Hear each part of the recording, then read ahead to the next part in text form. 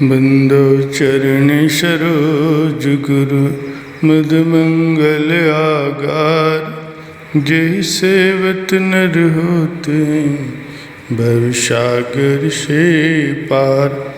गुरु जी के सुमिरन मात्र से नाशत विघ्न अनंत। ताशे सर्वारंभ में ध्यावत हैं सब संत। ताशे सर्वारंभ में ध्यावत हैं सब संत। सौभाग्यशाली गुरुमुख सज्जन मंडली, अपने सम्मुख सच्चे ऊंचे सिंहासन पर सुशोभित श्री श्री 108 श्री सतगुरुदाता दयाल जी महाराज जी के दिव्य सुंदर दर्शनों को अपने हृदय मंदिर में बसाते हुए मीठे व ऊंचे स्वर में मिलकर बोलो जयकारा बोल मेरे श्री गुरु महाराज की जय। सौभाग्यशाली गुरुमुखों, ये संसार दुखों का घर क्यों बना हुआ है? सब कुछ पास रहते हुए प्रत्येक प्राणी दिन रात दुखी परेशान अशांत ही रहता है। किसी को भी शांति का श्वास लेना नसीब नहीं होता। इसका कारण क्या है? इसका एक ही कारण है कि उनमें प्रेम नहीं है। यदि उनमें प्रेम आ जाए तो सब बाल बच्चे कुटुंब परिवार सभी कुछ सामान खुशी का कारण बन जाए। जिसे तुम संसार कहते हो, ये वास्तव में क्या है? प्रेम के न होने का नाम ही संसार है, और संसार कुछ भी नहीं है। जरा सूर्य को उदय होने दो, अंधेरा अपने आप छुप जाएगा। अंधेरा वास्तव में कोई वस्तु नहीं है। सूर्य के न होने का नाम ही अंधेरा है।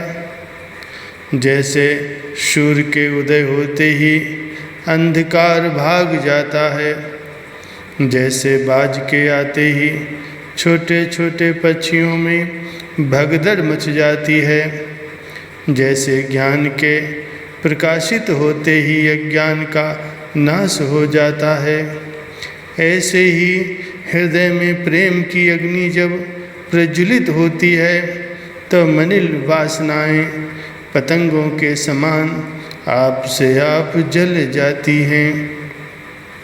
इसीलिए स्वभाव में सदा प्रेम और प्यार की आदत डालनी चाहिए। इसमें कुछ धन का खर्च नहीं है। इससे जिस किसी से भी बात करो, हंसी और मुस्कुराहट के साथ करो, प्यार और प्रेम के रूप में करो।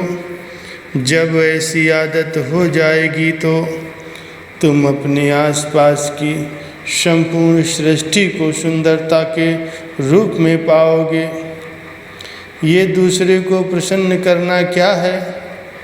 अपने आप को प्रसन्न करना है, क्योंकि प्रेम ही सब खुशियों का खजाना और सब खुशियों का भंडार है। यहाँ न कोई किसी का मित्र है और न ही कोई किसी का शत्रु है। मनुष्य का अपना मन ही मित्र और अपना मन ही इसका शत्रु है।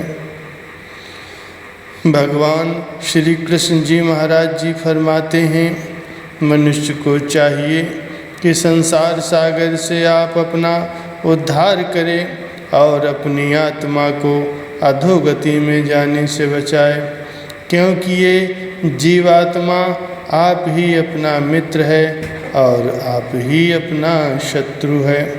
इसका कोई भी दूसरा शत्रु या मित्र नहीं है। श्री कबीर साहब जी फरमाते हैं, पहले यह मन काग था, करता था जीवन घात। अब तो मन हंसा भया, मोती चुन चुन खात। संतों का पंथ प्रेम का मार्ग कहलाता है। इसमें केवल प्रेम की महिमा है।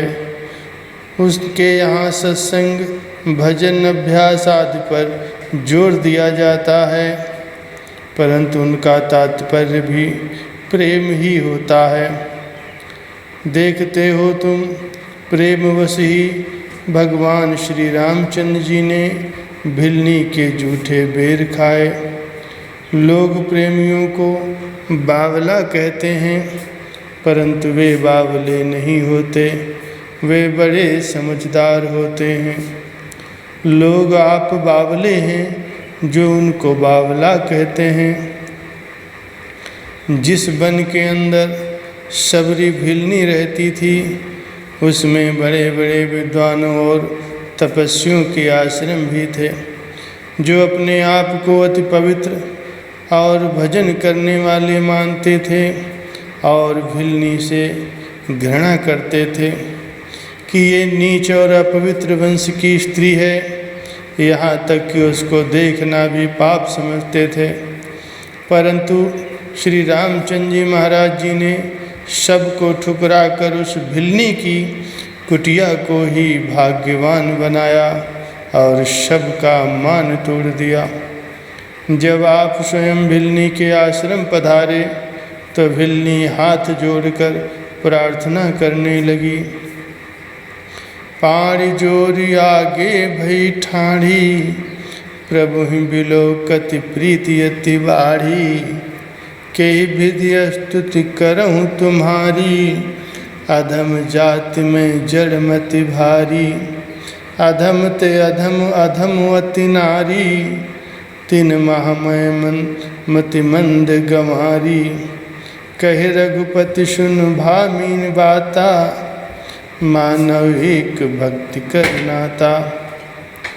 दोनों हाथ जोड़कर भिलनी आगे खड़ी हुई और अपने भगवान के दर्शन करते ही उसके अंदर प्रेम की कोई सीमा न रही।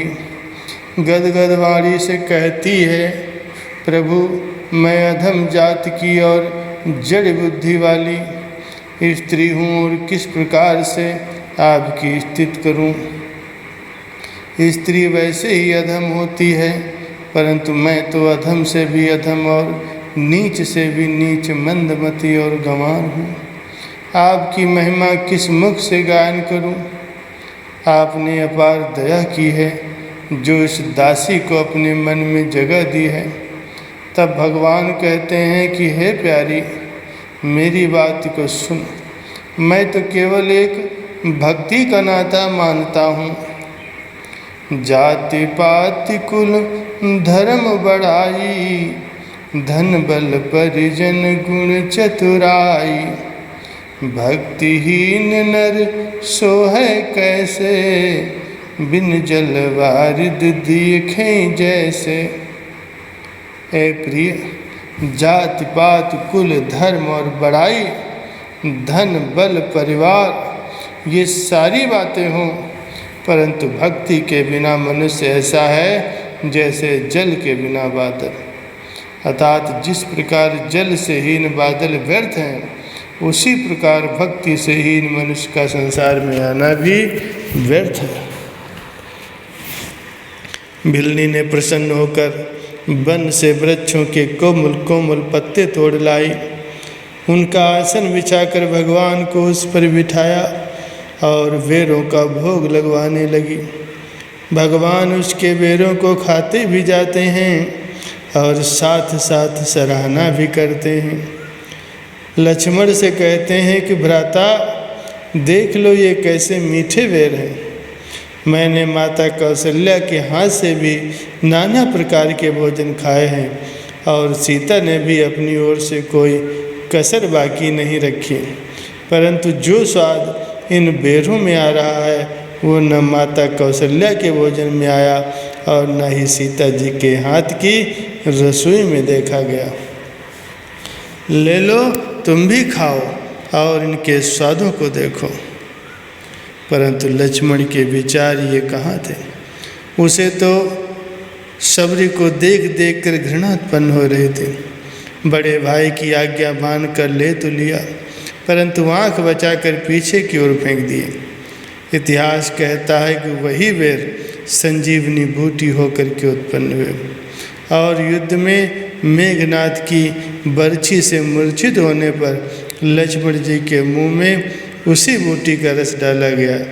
तब उन्हें होश आया। अब सोचिए, वो स्वाद बेरों का था या प्रेम का? लोग भूले हुए हैं जो पदार्थों में स्वाद और सुख मानते हैं। सुख पदार्थों में नहीं है, सुख है प्रेम के अंदर।